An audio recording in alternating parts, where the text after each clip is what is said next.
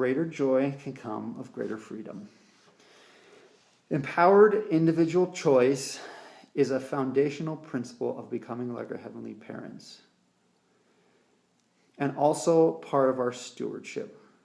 The more freedom we retain, the more opportunity for joy we gain.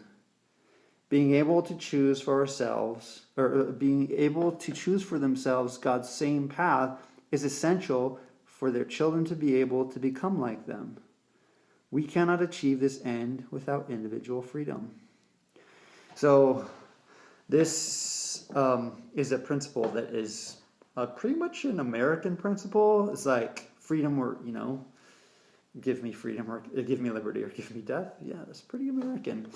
It's also something that Latter-day Saint doctrine is founded on. It's essential for us to be able to choose for ourselves. If we can't choose for ourselves, then we are not growing. Knowledge or progress is made when progress is chosen. When progress is not chosen, it is not made. Just kind of like an eternal principle. Also, it goes back to in Latter-day Saint doctrine. In that broader context that I mentioned earlier, the purpose of this life is to be sent. Like we lived before we were born, we were sent to earth, and then we are accountable after for what we did on earth. Part of that kind of that overarching kind of narrative is the idea that before we were born, we were given the opportunity to choose between coming to earth and having free will, or having a second, having an alternative where we would follow a plan where we were forced to do so that we could all return. In the scriptures, they refer to it as the war in heaven.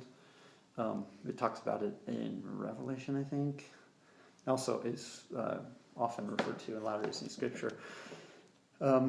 So this essentially, this archetypical pursuit of liberty and freedom isn't just an American ideal. It's something that we, as Latter-day Saints, have been conditioned to believe has been the eternal narrative of.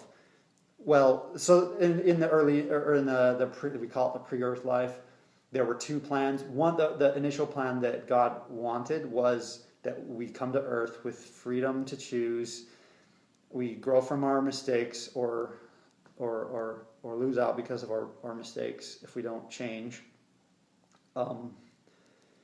Christ is there to help us to overcome our mistakes if we choose to grow from them, and then we then inherit our conditions of states of being based on the choices and the growth that we are willing to. Based on the instrumentality of Christ and our choices to act according to the principles that he teaches us.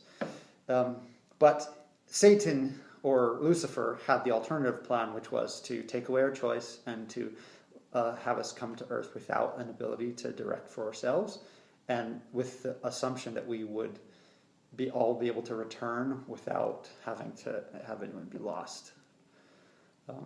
Personally, I think that the second plan was a lie, and that it's not, because it's based on what I said here, it's not possible to actually grow. And the point of this earth is, among other things, to grow and gain experience.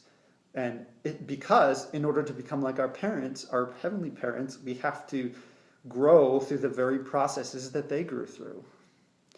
So, so that's kind of some background as to why freedom is essential and why it's a pivotal doctrinal cornerstone of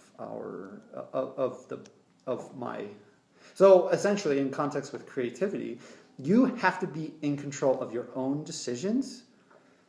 You have to have the more freedom you can gain, the more joy you can receive. And creativity is an adaptation or an extension of freedom. Freedom to act and to act upon the world around us for good.